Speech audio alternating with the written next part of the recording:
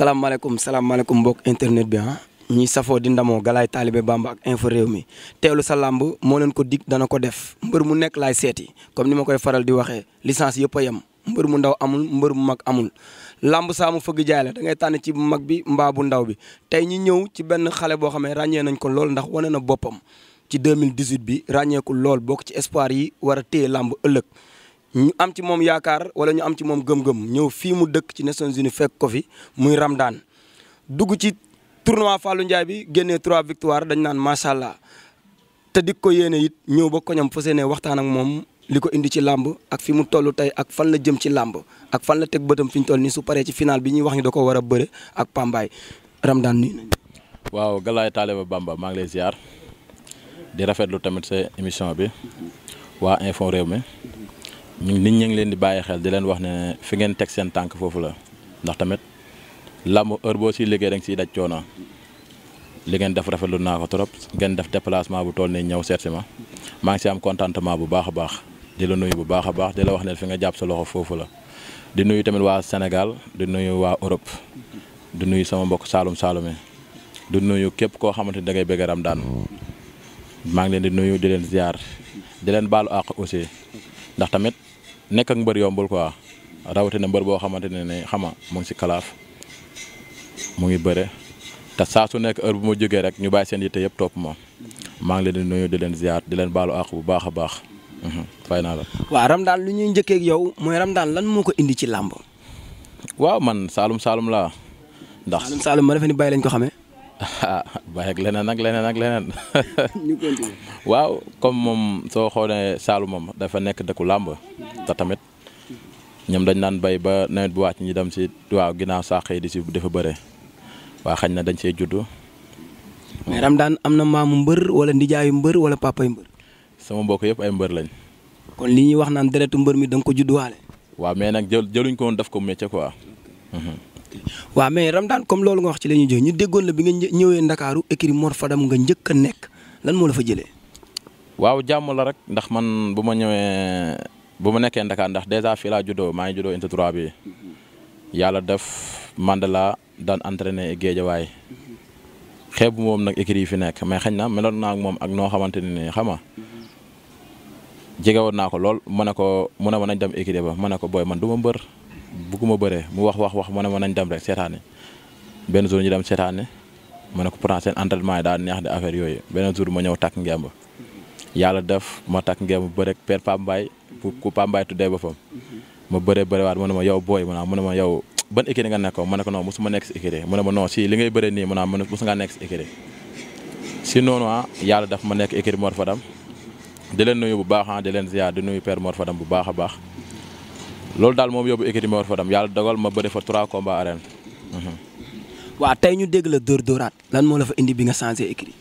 waaw leen la rek ndax tamit xam nga jege rek xama jege dafa nekk loo xamante ne ni luy neex say supporter la luy neex say nit lañ ndax tamit ak fu daan donte bu may nekk écurie Mor Fadam sax dama daan xama si fii lañ koy feetee comme koñ bi am na écurie gars yi ne pourquoi pas Ramdan mi mënul ñëw si écurie bi ndaxante nañ man ku façon bu ne may la noo xas naa joxe sama kàddu fee ba pare mais bu ma demee ba xam ne lii affaire gox la affaire secteur la lañ na ma il faut que nga ñëw ndax tamit dañoo sonn koñ bi dañ ko yéen si war a mën a jàppale pour koñ bi mën a gën a jëm si kanam ndax fii doomu gox bi nga ma xam ne lii mooy dëgg ma dem si écurie bi ma dem si père Mor Fadam waxtaan ak moom si loolu. waaw Ramdan bi ñu jógee ci loolu ñu dugg directement ci li Sénégalais yi di xaar tey biñ la woowee na la dañ lay dugal ci tournoi Fallou Ndiaye bi bis boobu nan la mel ci yow. non melu si man lenn ndax tamit avant mooy dugg si tournoi bi dama jógee ko si ay victoire yu am solo mu leer na ma ne déwén du ma année balance waaw. waaw bi ngay dugg ci tournoi bi def ngay preuve kan ak kan nga fi daan ba tax promoteur yi wala sa manager ba bi mu waxee nañ dugal Ramdan rek ñu ne nañ ko ci dugal. waaw dama def samay preuve ndax dama bëreeg bébé Birahim le 24 décembre daan ko jaay na coow sama combat ak Efran Rouge ma jël ko daan ko ma waroon na bërewaat am ay problème man ak CNG bi affaire yooyu. dañ laa ajoon. waaw dama doore woon. da ngeen defee yëfi mbër quoi. waaw xam nga rek di si jéggalu tamit bu wér ndax tamit affaire xale la daal waaw. Ramdan xale nga yow. bu ma xale bu mag la xale bu ndaw la. xale bu mag atte nga sa bopp yow jotaay bi ñu fi toog ñëpp Ramdan yaa leen mag. non kii toog sama ginnaaw nii sama mag la. mais ni nga déparé nga ne yëfu xale ba yàgg nga ne xale bu mag nga. waaw nit day juum. nit day juum. waaw tey biñ la dugalee ci tournoi bi ñu limal la say adversaire guddi googu nelaw nga wala nelawoo. ah yandoor kay laa def ndax dama xam ne fii ku wéet xam sa bopp te tamit ak lool man. soo xoolee sama carrière bëriwu ma fekk koo xamante dañ naan moo mag Ramdan wala Ramdan a ko mag dañuy xam ne ñii Ramdan bëreel ay adversaire am potentiel lañ làmmutuluñ ma képp ku mooy bëreel ñëpp parce que moom la ñu jox favori ndax dañuy dayoo bi muy am combat bi dayoo bi muy am moo tax. waaw am na loo xam dama koy denc di la ci junj ba yegg ci turu kooku door la koy wax ñu ne daanoo mobile da nga daw ba mu moytu ba daanu. non loolu mënut a nekk daanoo mobile loolu wax la. loolu la ñu wax ah yow loo gis. comme ci bëree jàppante bëree xeex kërti daan ko ñu ne da ngay daw di ko moytu ba mu daan. xanaa xamoon ne sama combat ak mobile. combat yu ma mos a bëree bëri naa 10 combat. combat boobu moom si gën a métti. ndax lan. ndax dama xam ne champion la. ma xam sama bopp. amateur yëpp ne combat bi combat bu neex lay doon. ku nekk di si commentaire. mu jeexee noonu tamit dëgg la combat bu nekk ak li mu war a am lu mu war a demee. kenn mënu si dara dañ koy sant yàlla comme yàlla may nañ si ndam daal dañ siy sant yàlla. waaw ñu ne tamit bi nga ñëwee ci doomu Dango da ngaa sóor xeex bi di dawit ba mu faxastalu nga daan ko. ah ndur naa la koy xeex yow boobu galaay yow xanaa sa xel mi baaxul. du man avant may ñëw ci mbër damay dajeeg ñi nga xam ne ñu ngi koy suivre ñuy wax xam nga làmb ji tey am na ñoo xam mën nañ ne comme tey galaay mën na ne Ramdan du xeex dafa ragal keneen ñëw na non Ramdan mënut a bëre day yooru ci ñooñu nag ngay for pour indi seen yóbbante ci Ramdan. waaw mais da ngay xool ñi nga xamante ne ay nitu làmb lañ. mais ñuy dagg seen billet di ñëw stade. non da ngeen xool ñi nga xamante ay nitu xam nga am na ñoo xam ne ñoo ngi dagg seen billet di ñëw stade mais mënuñ la wax qualité mbër yi mënuñ la si wax qualité benn qualité lañu si mën a wax wala ñaar amateur dëgg lu mu la wax si mbër ak takkal téere. del xam mooy amateur dëgg. ah non soo xoolee si biir gaare di nga xam ne di nga dajal ñoo xamante ne heure bu ñu la diw si nii ak nii di nga xam ne loolu am na. waaw parce que am na ñu doon wax loolu am na ñu ci wax ni contre Sokh moom da ngaa bëre. non man bëreegu ma. contre Sokh li nga def nga ne bëreegu. non bëreegu ma ndax sama contre man ak doomu Dango bi ngay expliqué dafa nekk moom lañ joxoon favori tournoi bi. waaw bokk na ci. moom lañ ko joxoon amul bokk si ñun bëri yëpp dañ ko nangul mu nekk favori maram ñaan yàlla taseel kiñ ne moo fi mën ndax man ku soo tollee pour wane sa bopp da ngay bëgg ñi fi gën a dëgër ñu la koy jox yàlla dogal ñu xeex ñu bëree maa ngi moom lewaatoo xam naa ne fekk maa ngi déplacé jëm côté gauche loxoom du ma laal ndax gauche lay xeexee droite da koy cokkaasee rek buñ lewaatoo ma déplacé gisoo dama ne xaaral ma dugg rek pour tijji bëre bi damaa dugg rek mu appel gauche bi mu appel droite bi avant muy indi gauche bi ma remise ko soo xoolee gauche bi mu dóor daf ko romb doomu Dango avant site bi di am moo ko dóor ñaari coups yoo xam ne ku bàyyil xel dëgg doo ko gis waaw. ñun dañ koy topp ndax làmb rek a ñu ñor. mooy noonu. léegi bi nga ñëwee ci Sokh am ñu ne Sokh jeexal ko tax mu wan la ginnaaw noonu jeexal làmb ji yow mii doon bëreeg moom ñii wax ni dafa jeexal bi nga jàppantee Sokh ndax yëg nga ci moom doole ak endurance wala dara parce que yéen a doon jëflante war nga ko mën a seedeel su fa nekkee. waaw non Sokh combat bi mënu see bañ a ñàkk andi doole ndax tamit dafa jóge ko si combat mu am nu mu demee si côté am te tamit mu bokk si yaakaaru Pikine maa ngi koy nuyu bu baax di ko encouragé di ko wax ne ko làmb noonu la du sama noonu sama adversaire kese la waajal na combat bi waajal na ko bu baax a baax mais dafa nekk sama diggante ak Sokh dafa nekkoon combat boo xamante ne amateur yëpp ko doon bàyyi xel ndax dañoo bokk ndoor benn génération boo xam ne ñoo duggandoor benn saison boo xam ne mooy 2013 yàlla daf ma bëri si 2 combats am si ndam ñi ma ko doon jox combat bu mujjul anto muy prouvé ba laa mu boole ñu si tournoi mënuloon ñëw rek ñu bëri ko si ay 1 minute ak 2 minutes dañoo waroon a bëre ba kenn ku ne xam ne sa morom joxe na ba kenn ku ne xam ne sa morom liggéey na. waaw bi nga jógee ci Sokh Ramdan am na ñoo xam ne dañoo génn ci tournoi wala ci gala yëg seen bopp ci làmb ba yàqal seen bopp ndax loolu du la dal. non man xalaatuma jeexal nga daal xam nga ñoom dañuy daan rek seen i morom defe ni yegg nañ ci roi bi te or que li ñu dese bari na. non man doxewu ma noonu ndax tamit xale la secteur bi ma dëkk am nañ fuñ ma teg bàyyi nañ ma xel bu baax muy parcelle maa ngi leen di nuyu di leen bégee bu wér ndax tamit su leen neexoon ñu doxalee comme neneen soo xoolee heure bu ma ñëwee stade bi day riir musuma bëree stade bi feesul bàyyil xel combat yu ma lay wax bu baax musuma bëree stade bi feesul chaque instant amateur yi sax grand combat dañ koy xaar ba combat bi jàll ñuy soog a dem nga war a xam ne waxuma làmb mu ngi may bàyyi xel mais gox bi ma dëkk ñu ngi may bàyyi xel bu baax a baax. waaw dañuy ñëw ci daj dëpp gi ndax démb seeti naa Pambaay mu ne ma Ramdaan amul bëre suñu écrit ay defete ko fi jëlee man nag ay saako bëre laa denc te yéen a war a daje le 29 looy tontu ci Pambaay. waaw Pambaay maa ngi koy nuyu di ko wax ne ko adversaire la rek adversaire tamit bu ma jox cër ndax tamit donte ñaari fan la sax bokkoon nañ ko écrit. mu nekk sa patron ci écrit bi. mais écrit Mor Fadam ku wax écrit Mor Fadam wax Pambaay wax Guy gi wax Sa Kajoor kon Ramdaan su fa nekkee apprenti Pambaay la tey mool ba tiku di bëreeg moom Pambaay wax loolu kon dafa mel ni xam na la bu baax. non su nekkaloon nag tournoi aduna du yàgg bañ bëri ma Pambaay. ci fan nga ko teg. non dama ko xam ndax tamit lu mu dee bokk na écrit te man mun naa bëreeg ñeneen ñu dul Pambaay Pambaay mun naa bëreeg ñeneen ñu dul man su fekkoon ne nekkul tournoi benn promoteur du ma woo naan man Pambaay. kon télé bëre bi mu wax ak defet yi la jëlee foofu loo ciy tontu. waaw comme dama télé maa ngi sant yàlla si télé gi rek. Ramdaan looy mel ni ku ragal Pambaay ni non ragalu ma ko sax. non si parce que moom démb dafa jëloon man wax ma ko na ma Ramdaan benn bëre la am ay defete ko fi jëlee man ay saako bëre laa yor bu la 29 ma jàngal ko. waaw na fexe fàtt benn boobu comme moom boobu la fee wax na ko jéem a fàtt rek. Pambaay def na fi jaloore. waaw champion la bañ naa ko ba wax la Pambaay champion la. waaw na sàmm na fàtt defet bu def benn kii lu mu ko waxatee sax. benn bëre nga am benn bëre boobu na ko fàtt rek. tapet gi ma yóbbante dëgg la de parce que bi ma waxee Pambaay ba léegi sa tuñi sax taxawatul nangoo wax ci Pambaay dara. non di question nangoo wax ci Pambaay dara. ndax xam nga adversaire da nga koy jox cër ndax tamit. non dafa ndànk jox na la cër. moom jox na la cër. voilà. adversaire da nga koy jox cër.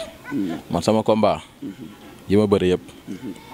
lii war ci combat bi dama koy def dama koy jaay safal ko ba mu saf ba képp ku saa su nekk amateur dañuy bàyyi xel combat boobu ndax nekk naa nit koo xamante ne ni du ma forcer di wax lépp lu may wax day nekk lu ma gëm. foofu daal nga toll kon mbokk yi ci info réew mi safrula Ramdaan foofu la yem ci Pambaay dañuy jóge ci Pambaay ndax ñemewul quoi ñu dem seeti leneen Ramdaan tey fii nga toll ci làmba soo déggee mbër yi def benn coalition te adversaire yi bareetul yéen en tant que yéen ñu war a ñëw pour indi relève bi ndax loolu du tardé làmb xaritoo gu bari gi te ngeen war a mayante xaalis. waaw man de comme loolu noonu tamit dëgg la ndax tamit ñun ñooy avenir u làmb ëllëg ak ñeneen am na yeneen booy war a jóg tamit am na si loo xamante ne ni suñu grand yi war nañu si bàyyi xel ndax làmb dafa nekk sport boo xamante ne dafa métti ku ne la làmb méttiwul waxul lu am man de lenn laa lay wax. à part waa Parcelles écurie Moussa Dioum Rock Énergie yaakaar naa ñooñu fi jege ak suñu écurie 3 écurie la suma juumul. ñooñu écurie Moussa Dioum Rock Énergie waaw ñoo fi nekk ak Dóor Dóoraat. ak Dóor Dóoraat ñooñu daal mën naa ne ñii du ma bëre ak ñoom. mais Ramdaan xaritoo gi indi nga ko de.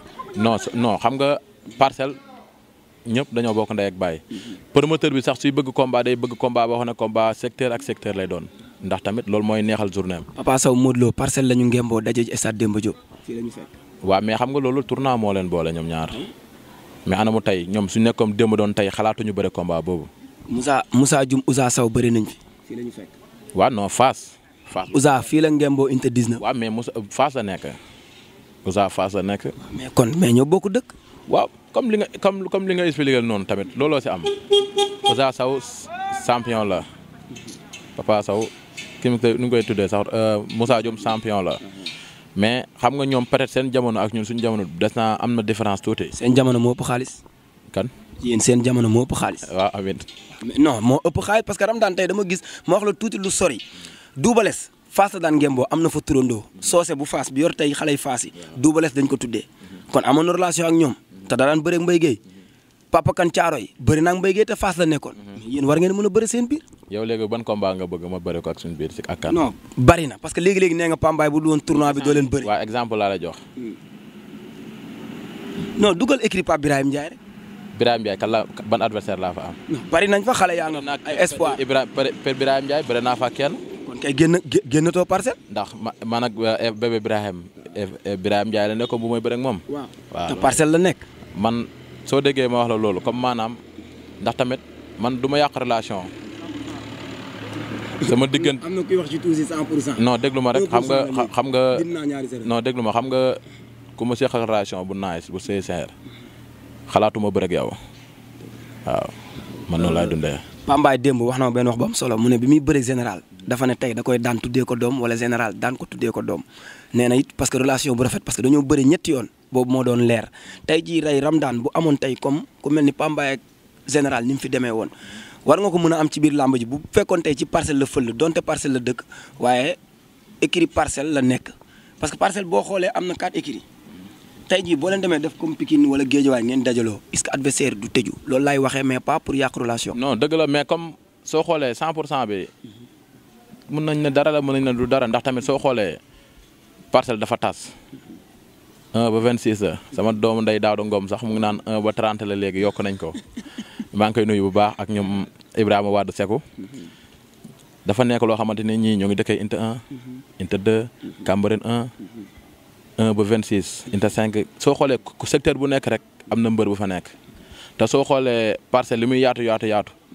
mbër yi tax ñu naan mbër yi taxul mu mat 10 su ma juumul. dëgg la duñ passé 10. léegi tamit dafa rafet. exemple ku mel ni Garga Mbossé am combat Modou Lo bàyyi yitteem Papa Sow bàyyi yitteem Yékini Junior Gora Sock Garga 2 Moussa Balla Gaye suñ ko dajaloo ëmb ko day nekk loo xamante ni nii su nekkoon combat bu ndaw sax day mujjee nekk événement fekkee dafay dajag waa Pikine wala dajag waa Guédiawaye def noonu mu def noonu dañuy gën a jaay làmb ji loolu kese la mais imagine benn promoteur xalaatul jël xaalisam dem écurie Dóoraat jël fa mbër dem si écurie Moussa Dioum jël fa mbër xam na ne su ko defee day yàq xaalisam. kon daal foofu nga ko teg quoi. foofu na ko promoteur yi essayé xool. waaw baax na léegi comme da nga nekk ci combat. mënuñu la tànnal ay adversaire mais sañ ngaa wax ni soo génnee ci loolu fan nga bëgg a dem ci làmb. amiin génn si daal laa bëgg. dama ne boo génnee ci loolu. fan nga bëgg a dem ci làmb baleen seen yi ngeen di def di wax mel ni dama lay ñaanal man damay ñaan ngeen bëri ci jàmm rek que le meilleur gagne parce que Farafeña laa war a dëkk man. non yow Farafeña ngay taxawoo sax ndax loolooy sa rôle damay ñaan képp koo xamante ne ni kilifa nga wala ak koo mënti doon muy xale bu ndaw ba muy mag bi koo xamante ne ni daal am nga cofee sa Ramdan maa ngi lay ñaan nga ñaanama sama bis bi ma dese waaw ndax tamit dama nekk avenir war a bëri jeeg samay adversaire Ramdan Reug yow loolu daal man bàyyi su ma yaanal ma yàlla ba yàlla suturaal ma si li ma nekk ku amateur yi pare ne Ramdan ak diw combat la ak ku mënti noonu pare naa pour bëre ko waaw. Ramdan Diène Kaïré ku ñaanal leen ma rek combat bi su ma si génnee ak jàmm ku amateur yi damal nga laaj sa micro ku amateur yi ne diw la man pare naa pour bëre. mbokk yi bëgg naa Ramdan yaatal waxtaan bi mais moom moo koy freiné man romb naa après parce que dafa war a bëri ji après quoi léegi Ramdan comme ñeme woo xuus yow dañ lay bàyyi nga nuyoo rek wax ji jeex. non c'est que dama la wax xam nga loolu tamit dama lay wax li nga xamante ni nii làmb loolu la bëgg ndax tamit amateur yi ñoom ñooy dagg seen xaalis di dem si làmb du dëgg. ñoom ñooy am combat yoo xamante ni nii ñoom ñu moo leen di jar ñu tëj seen place ñi doon tukki aj seen tukki ñi nekk Europe dagg seen i billets pour ñëw seetaan si. comme ñoom kay ñooy tànn combat yi neex yi man kuñ ne Ramdan ak diw man pare naa man kay yombalal naa leen ko. waaw léegi comme saison bi nee nañu moo ngi tëj. su tëjee dinaa def sama micro territoire yor sama liste. bind ci mbër yëpp di dox di laaj nit ñi. kuñ ci ëpp a wax it ma seeti kooku ne la mbër yi ñii kii la ñu wax. waaw Ramdan ñuy kontaan ci yow ci teewlu sa làmb bàyyi la xanaa nga bëggee nuyoo ñi lay safoo fii ci Unité 3 Nations Unies xam nga Parcelles Nations Unies pharmacie golf bi xam naa ni yaa ko raatale waaw mais nag dama lay yóbbante soo ñemee yóbbante àq la ñëpp ak may seede Garga Mbossé ne ko moom mooy tuul dinaa wekki ba ñu kanamam. soo ko wekkee ma jox la 100 000 francs. billaay soo ko jaalee rek dina ma neex ndax di nuyu tamit Parcelles Unité 1 Unité 2 Cité Nations Unies Cambérène 2 Cambérène 1 sama booy ogo yi waa Feeraay waa Jubo waa Ramdan family yaa ngi may dégg maa ngi leen di bëggee bu wér a wér sama mbokk Saalum yi nag di ko dalee Kaolack Kaffrine Nioro Kàccol Katakel Njaay Konda Tayba Ndayam Tawa bàyyiwuma tundu Saalum bi fenn. Pambaay ñii mu lim ñëpp buñ la takkee doo jóg de.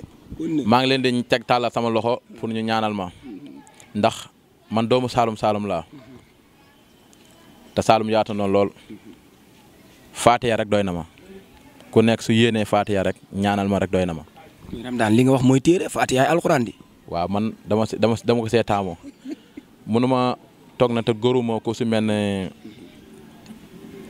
moomu Moussa Diop bu Dakar dem dëkk ak ku si mel ne Ahmed Thiam gàddu kooram la maa ngi koy nuyu bu baax ku si mel ne Assane sama doom nday la Ndeena Mbaye madame Thiam maa ngi leen di nuyu bu baax gis naa la ngeen may taxawoo di woo koo xamante ne nii sama doom nday la Paate Ka waa Kawen bi teg maa ngi leen di nuyu di leen ziar bu wér Cheikh grand Cheikh maa ngi lay nuyu di la ziar di la wax ne combat bi di ñëw sa combat la bëgg naa nga dugal sa loxo bu baax Père Taïr Anne maa ngi koy woo si combat bi tiset yi moom laa ko sas bëgguma beneen tiset ñëw fi burut ay tiset am na ma jox 2000 tiset laa soxla non teel sa yos yaa ngi may dégg ku si mel ni kii bu ma jiwum lu waay ku si mel ni Père Ba maa ngi koy woo si final bi final lay bëre nañ ci dugal seen loxo bu baax ndax xam nga combat bi dèjà ñëw na ba pare ku si mel ni Lat Diop maa ngi lay woo si combat bi bëgg naa nga dugal sa loxo bu baax a baax a baax ku si mel ni Pape Malick doomu Taïr Anne Père Taïr Anne la ñu ngi koy woo si combat bi na si jàpp si tiset yi jàpp si xaalis bi kaar yi la ci li fiy des mënuñu dem stade dafa war a dakk final bi gars yi war a dem mënu ma wax nag su ma kum lim nag da ngay juum Pa Gumbala Père Gumbala maa ngi koy woo ci combat bi final bi lépp lu mën na si dugal loxom bu baax a baax a baax mënu ma wax nag te xama du ma bàyyi sama président si fans club bi am ay kàddu yu si sànne waaw bàyyi taa la bisimilah. sa mbër toog tey nii tey lan ngay wax ci moom ak lan ngay yëg ci jotaay bi.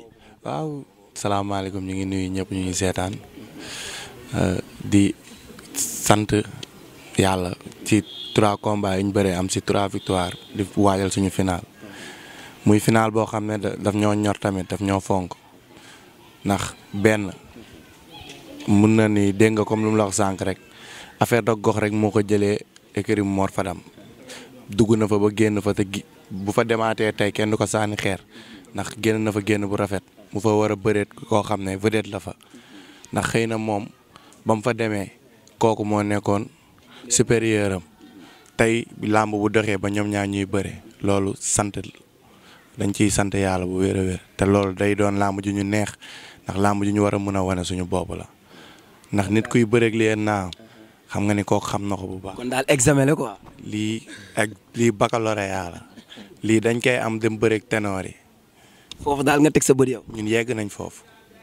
bu dul ram lu mu la wax dafa leer nañ bu dul woon kalaaf bi duñ bëreeg Pambaay te yow gis nga ñaari pôles nu mu demee. amul kenn suñu minimiser wu ma Pambaay mais suñu pôle amul kenn ku fa Pambaay mën a daan. ça va yow dëgër nga fi di Pambaay ndaanaan la de. xam naa ko. waaw bu baax a baax seetaan naa ko mais dama ni la. yàlla nañ génn ci làmb ji ak jàmm ak salaam. dem jëli suñuy roi des arènes. Parcelles ay defal ndànk dama lay dagg. roi des arènes bi mat na Ramdaan moo ko ëpp doole 300 junni yoon. bis buñ dajee bis buñ waree tase. duñu ëpp duñu sut duñu ëppalee dara. waaw ndokk bi nga xamante ne xëy na at yooyu dana fekk roi des arènes bi retraité xanaa day créé beneen. ma wax la may wax si loolu sax.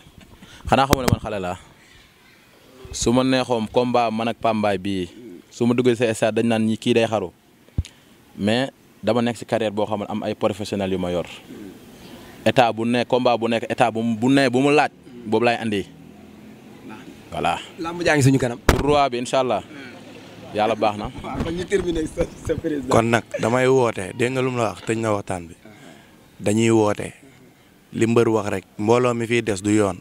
te Parcelles ay autorité ñoo fi dëkk ay bonne volonté dañuy woo suñu mag suñu jigéen bi ne ndooy di woo Amadou Ba di woo Grand Babacar di woo Ibra Fall di woo Desagana Diop mu jàpp si koñ bi jàppale doomu koñ bi ndax ñun amuñu lu gën a fort Ramdaan ndax instant moom mooy suñu drapeau première tranche su Parcelles Ramdaan rek moo fi champion ay Modou Lo dëgg la ay doomu Parcelles lañ mais ci deuxième tranche bi lañ dëkk ñun Parcelles lañ ñu jëlee Parcelles yóbbu ñu Géejawaay kon ñun dañoo war a am suñu drapeau te suñu drapeau jox nañ ko Ramdaan kon gars yi nañ ñu jàppale ñu ngi woo Lat Diop woo Zargo Touré suñu international bi na si ñëpp ñëw ñu jàpp Pambaay feesal stade bi def comme nuñ daan def mbër tuus mu neex ñu bëre daan ko ñibbi yal nañ yàlla may ndam. laal ngeen la làkkee parce que kii lii wolof naan mën a tudd na mën a tabaski mën a tamxarit moom la ko yàlla defal. moom Ramdaan. dégg lay waajuram lool sax am ngërëmul ndeyam lool am ngërëmul baayam lool barke Seydou Cheikh Rafal ma yaakaar. waaye père tudd nga mbër de. kii nag dama koy bàyyi yàlla ak yonent bi Serigne Bamba Cheikh Rafal Cheikh Sa Diène borom Diène borom Lagana borom Lamsar nee naa ko tànk yaa ngi ci kaw suuf may jàkkaarloo yow sant yàlla foo dem da nga ñëw ndax lu ñu bis waat barke borom Touba. nee naa ko ku la tàllal loxo tàll ko loxo ku la tàll loxo tàll ko loxo Cheikh Sa Diène moo koy daanelal boppam. kon finalam bi mu jëm nag. woo xool day gàtt dem li ko déggoo dama la jëm gàttal kii dama ko dégg Sa Diène borom Diène ak borom Lagana borom Lamsar day dem xoolal day dem jëli indi te ñoo ko wax fi ci kàttu yàlla yoon dañ toogat wax barke borom Diène ak borom Lagana. danañ fi dellusiwaat. incha allah ci fi gën a fee ci kàttu yàlla. jërëjëf père. kontaan naa la ci moom. kontaan naa lool la ci moom. kon nan ci lool ba ci kam yàlla ci moom parce que kër gi ak kër gi benn la du dugg lu mu xamul du def lu mu xamul du ma def lu ma yëg kon boog bàyyi naa ko yàlla yónni Serigne Touba Cheikh Sa Diène borom Diène borom Lagana wasalaam. kii mooy sama yaay booy. kii moom ma teewal si Lat Diop. xaritu Lat Diop doomu ndeyam la. kon baax na di ko ñaanal jàmm ñun dañuy ñëw jël te duñ fay. est-ce que dañ koy financer suuf. man daal xaw ma de mais daal damay jël di dem rek waaw. wuy ma bul yóbbooti Ramdaan ci Lat Diop yóbbu ma fa man. ma yóbbu la fa. waaw su ngeen bëggee ma yóbbu leen ci Lat Diop ndax Lat Diop moom ñëpp la mën a boot. jeex na. Lat Diop ku baax la. waaye Ramdaan mii laay wax ci moom muy sama doom am yar am teggin fonk ay waajuram fonk ñun ñii Ramdaan lu mu am ñun ñoo ko bàyyi ci loxo lu mu liggéey ñoo tax muy doom ju baax ju neex a jur wax dëgg yàlla yonent bi nit ki soo amee yar am teggin rek ñàkkoo dara te Ramdaan am na yar am na teggin am na diine man loolu tax ma bëgg ko sama doom la nag waaye nag looloo yokk gëm-gëm gi. waaw ma di ko ñaanal nag fu mu toll. yàlla na ko yàlla yonent bi jàppale. dëgëral ko ak bépp jullit ak képp ku yéene lu baax. Ram dama koo bëgg ci sama xol. waaw dama koo jur ba pare dama koo bëgg. Ram sa mère baa ngi lay ñaax de. waaw damaa bëgg mu góorgóorlu bu baax nag. te yàlla na ko yàlla defal ndam ci combat bi ci barke Seydina Mouhamed yàlla moo man moo sañ moom lañu yor suñu kurus tàll suñu loxo di ko ñaan ci barke Kaabatullah yàlla na ko yàlla defal jàmm.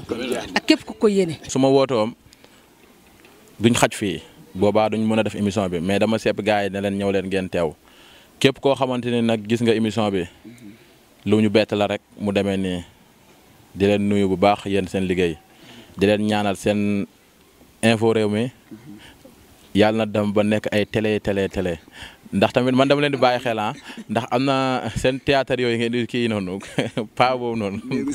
néegu sëy maa ngi koy nuyu bu baax kooku moom xam nga yaa ma gën a xam. fi mu koy teg baax na daal nañ si gën leen a góorgóorlu ndax tamit liggéey bi ngeen di liggéey rafet na surtout yow si côté làmb ndax tamit mbër fu mu munti nekk rek sol nga sa daal dem seeti ko yaa ngi wane ne làmb ñor na la comme li ko Baye Talla waxee rek moom daanaka tëj na lépp man ñii la ma yàlla booleel te ñii kenn ku nekk yaa ngi góorgóorlu pour fond bi ñu mën a déranger nag pour muy dem stade lii génn si koñ bi autorité yi Amadou Ba moom la fi yàlla teg grand Babacar lii dañ la koy wax ñun final la ñuy bëre dugal nañ suñ bëri nañ kalaax ba finalo te doomu Parcelles moo bëree ba finalo na si dugal loxoom ndax tamit yow la fi yàlla teg ëllëg tamit keneen dina fi ne mais comme yow la fi yàlla teg ñu ànd ak yow dañ lay tàllal suñu loxo nga jàppale ñu ñun amuñu keneen ku dul yow grand Babacar yow moom lépp loo mën yaa ngi ko si def mais final la ñuy bëre xamal ne final la ñuy bëre te nga dugal sa loxo combat bi Parcelles dañ ko soxla ndax final la su heure bu suñu yàlla mayee ndam incha allah si ñu koy savourer si lay bokk ñu ngi leen si woo bu baax lu tax ma gën a insister nag mbooloo mi fiy des. lii dem stade gis nga li mu toll mais mbooloo mi fii gën a des moo ñu gën a jaaxal te ñooñ suñu sañoom ñun ñëw stade moo tax duñ mën a ñëw ñu ngi woo képp koo xamante ne war nga mën a dugg jàppale Ramdaan si moyen loo mën a am ak lu mu ndaw ñu ngi lay woo nga jàpp si combat bi dañoo war a def open press vendredi vendredi bii nii. non su combat bi nekkee dimanche vendredi ba. waaw baax na yaa ngi sama contact def ma signe rek ma xam ko. incha allah parce que sa bu mujj bi Modou Lo ñëw gis ma ci sama bopp parce que damaa dëkk sa côté taw woo ma. loolu ñëpp dañ ma see mere laajal kii dañ doon def répétition bàkko dernière répétition yi dafee ko terrain ba mbooloo bi fu nekk la nit di jógee di ñëw te yàlla mi ma téem xamuñu defuñu woon sax open press ñëw booy commencé bëri gars yi ut ay buum takk yàlla moo ma téem di su jégalu ñëpp xañ nañ seen cofeel si man moo waral mu demee noonu mais beneen yoon incha allah dina gën a yaatu képp koo xamante doomu Parcelles nga di nga si gën a gis sa bopp di nuyu tamit waa Ramdan famille yëpp ak kullu kuy bëggee Ramdan ak sama boo yëpp maa ngi leen di bëggee ndax ñii maag ñoom ñoo dëkk ñoo far kontaan naa doom day waaw mbokk yi nii rek la doon demee Galaye Talibé Bamba da leen di wëral ku nekk indil leen tey cant beeg gërëm gi du bari dañuy jaajëfal Cheikh Abdou Karim Mbacké rek moom mi suñu bund ci kër Serigne Touba di gërëm it Serigne Folokaz ndax Galaye Talibé Bamba moom ñu ngi ñëw ci kanam sama goro daa dëkk ak Ramdan Fatou Masali goro maa ngi lay gërëm yow yaa may soxna ci kaw ca kanam Cheikh Diop borom Touba fii la ñuy yem ak yéen ba beneen yoon